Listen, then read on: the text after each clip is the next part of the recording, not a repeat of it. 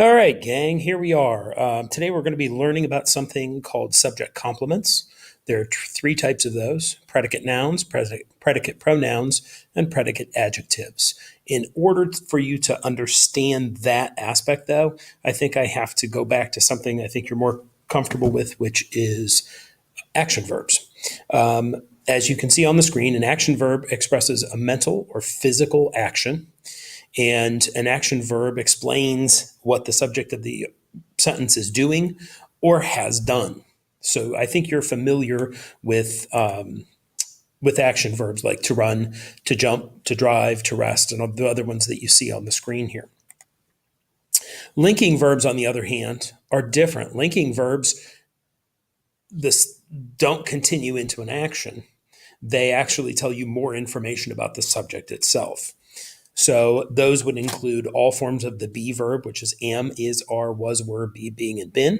Also to seem, to appear, to look, to feel. There are some others as well.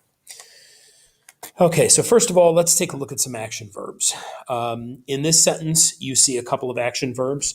The rest of the boys hid, but Johnny ran. What did the boys do? The boys hid. What did Johnny do? Johnny ran. There's no... Oh, I'm sorry. Before I get to that, here's another one using the same verb, ran. Ran in this case, in the first sentence, is intransitive. In the second sentence, it's transitive because we can say Mr. Sowers ran what, and there is an answer to that. So the action of the verb moves across that verb. That's transitive, to go across. It goes across that verb and tells you what he ran. So in this case, the verb ran is intransitive with no direct object. And when you look at the Mr. Sowers sentence, it's transitive because you have to go across the verb to get the complete meaning of the sentence. So those are action verbs. Action verbs can be intransitive or transitive depending on whether or not there's a direct object. Okay, some action verbs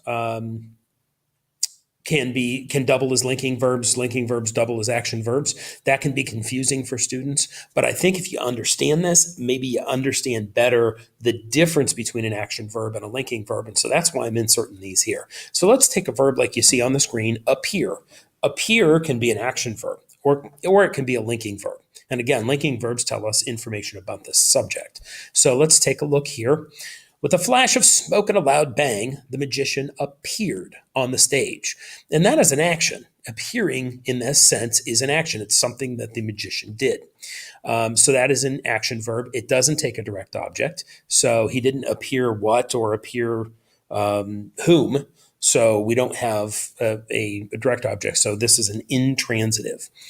However, we can use appeared as a linking verb as well. The magician appeared frustrated, but it may have been part of the act. So that frustrated, that's not telling us he didn't make a frustrated pop up on the stage. It's talking about what he looked like at that time, how he seemed to us. And so what that's doing is that's giving us information about that subject. When that arrow moves backwards across the sentence, when that arrow moves from right to left instead of left to right, we know we've got a linking verb. So the magician appeared frustrated gives us a linking verb in this case. We'll determine later how to determine predicate adjective versus predicate noun versus predicate pronoun, but we're on our way there. Let's take another look. Literally another look, because we're going to look at the verb look. All right, the students looked through the lens of the microscope. So you can kind of see what it means to look. You're using your eyes to look, as opposed to, well, let's finish this sentence first. You've got an action verb, which is intransitive. Again, we don't have a a direct object to receive the action of look in that case. In this case, though, the students looked tired by the end of the test. Again, just like you saw in the last one with appeared, tired is actually modifying students. It's telling us what those students looked like or how they appeared to us. We could also say the students were tired. In fact, the linking verb kind of acts like an equal sign in math. Tired and students both are talking about the same thing. So, of course, this one is a linking verb because you see that arrow going backwards across the sentence. Let's take one more. To feel. Let's bring in Beyonce into this one. Beyonce felt the rough texture of the 60 grit sandpaper. Here's one where we have a transitive verb. You've got Beyonce felt, but then we can ask ourselves the question, Beyonce felt what? And she felt the texture. Beyonce felt the rough texture of the 60 grit sandpaper. So we have an action verb here, and that action verb is transitive now because of the appearance of this direct object. But we could also say the fans felt deflated when their quarterback was accused of cheating. See what I did there with deflated? Anyway, all right. So we've got the same verb, felt and felt. And as we click on that verb, we see, as we continue here, the fans felt deflated. Did they literally feel with their fingertips deflated like Beyonce did with the texture of the sandpaper? No. It's talking about something more internal, something about how they felt.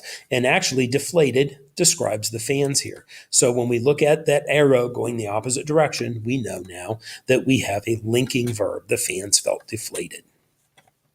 So there's some examples, and hopefully, I know when I was a student, it was examples like those three right there that really helped me understand the difference between an action verb, where the action moves forward in the sentence, and a linking verb, where that action kind of goes back and renames or describes the subject in that sentence.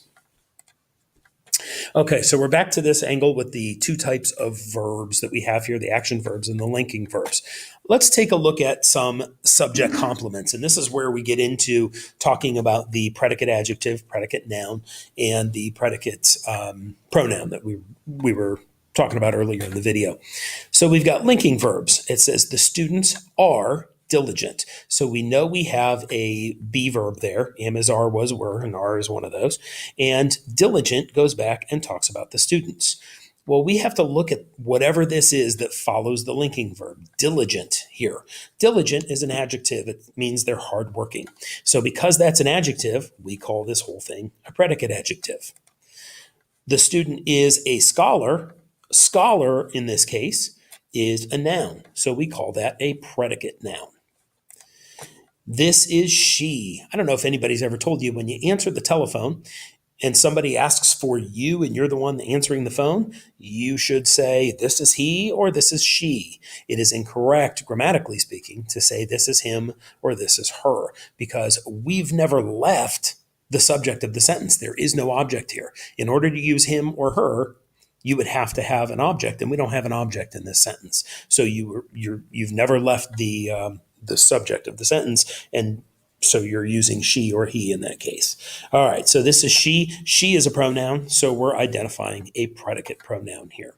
Now, all of these, am, is, are, was, were, be, being, and been, all forms of be, but there are other linking verbs that we talked about. So let's take a look at a couple of those.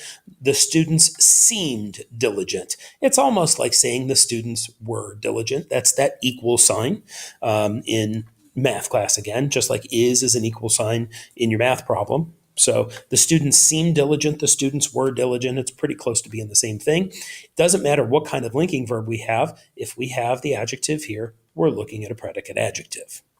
Down here, the student became a tutor. So we're still talking about that same student here. The student became a tutor. And this, importantly, is a linking verb. He's not doing anything to the tutor. The tutor is the student. The student is the tutor. So the tutor is modifying student. And when you see tutor there, you know that's a noun. So we are dealing with a predicate noun. There's one thing I'm debating whether I should tell you or not. I decided to tell you. It won't affect you on this upcoming quiz, but I just kind of want you to know it.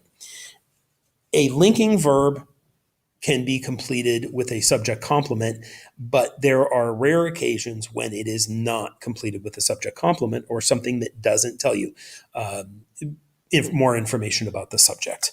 If we go back to these linking verbs that we were using here, we can look at one more and say the students were upstairs. Well, upstairs is not an adjective. Upstairs is not a noun. It's not a pronoun. In fact, it's an adverb. It tells us about the verb. It does not tell us about the subject.